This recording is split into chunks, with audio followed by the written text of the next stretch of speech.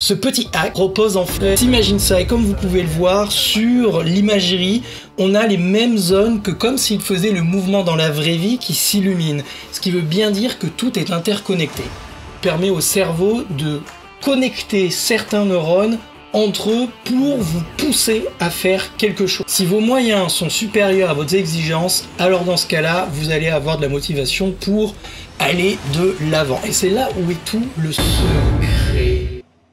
Putaclic! Oh les bâtards! Non, je déconne. Non, cette vidéo va vraiment parler de quelque chose qui se passe dans ton cerveau, vérifié par la science et les images IRM, pour pouvoir amorcer un changement dans la vie de quelqu'un qui se sent pas bien ou qui veut atteindre ses objectifs.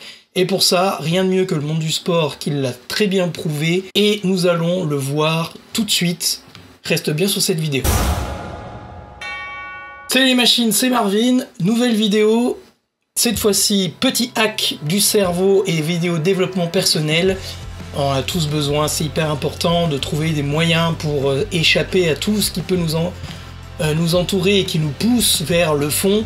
Et ben là, aujourd'hui, si tu te sens pas bien d'un point de vue émotionnel, si tu cherches à t'améliorer, si tu veux essayer de trouver une méthode pour réussir à atteindre tes objectifs tels qu'ils soient, que ce soit l'argent, que ce soit le sport, que ce soit les relations sociales ou ce que vous voulez, cette vidéo est faite pour vous. Ce petit hack repose en fait sur un exercice que vous avez certainement déjà entendu et qui permet au cerveau de connecter certains neurones entre eux pour vous pousser à faire quelque chose. Avant que je te donne cette technique, petit like, abonnez-vous. Et évidemment, vous pouvez voir ça avec mon livre sur Amazon et mes formations sur deviensunemachine.fr, évidemment. Pour ce faire, nous allons nous aider de deux vidéos que j'ai faites qui sont en complément avec celle-là. Vous pouvez retrouver la vidéo Le triangle neurobiochimique sur ma chaîne YouTube, gratuitement, plus ma vidéo sur la méditation. Alors pourquoi? Parce que déjà, premièrement, la méditation, c'est ce qui permet au cerveau de pouvoir, comme l'ennui, se reposer et créer des connexions aussi bien dans le tronc cérébral, mais aussi dans le système limbique et dans le cortex cérébral dans son entièreté, préfrontal et en entier.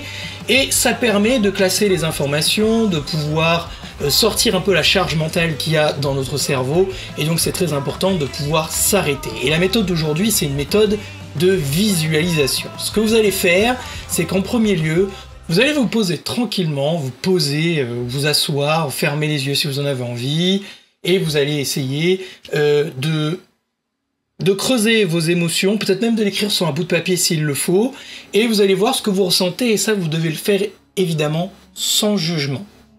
Ça vous permettra déjà d'accepter ce que vous êtes en ce moment, et vous allez ensuite peut-être noter aussi sur un papier ce que vous voulez et surtout ce que vous ne voulez pas. Et normalement, au bout d'un moment, si vous le faites plusieurs fois, vous allez réussir à avoir un tableau et vous allez essayer de vous imaginer avec ces valeurs ou ce que vous souhaitez, les émotions que ça vous procure et ce que vous aimez pas, et vous allez le visualiser et voir ce que ça vous procure.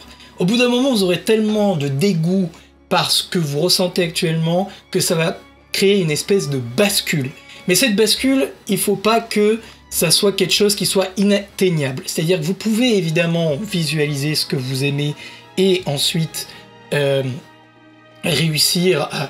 Il faut pas que ça devienne du rêve, il faut que vous ayez des moyens d'action. Et ça, c'est le plus important. C'est-à-dire que si vos exigences sont supérieures à vos moyens, procrastination. Si vos moyens sont supérieurs à vos exigences, alors dans ce cas-là, vous allez avoir de la motivation pour aller de l'avant. Et c'est là où est tout le secret.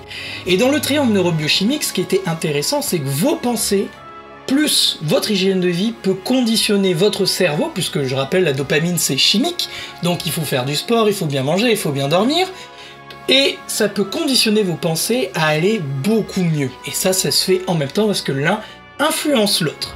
Donc la méditation est intéressante puisqu'elle permet, dans la structure cérébrale, de pouvoir repenser à des émotions positives. Alors que, en cas de dépression, c'est souvent l'inverse. Pourquoi ça marche? Je vous donne deux images d'un cerveau de quelqu'un qui a fait la méditation et d'un cerveau qui n'en a pas. Ça permet du coup de pouvoir avoir un meilleur contrôle de l'attention, une meilleure régulation des émotions, une meilleure conscience de soi et de ce que l'on veut.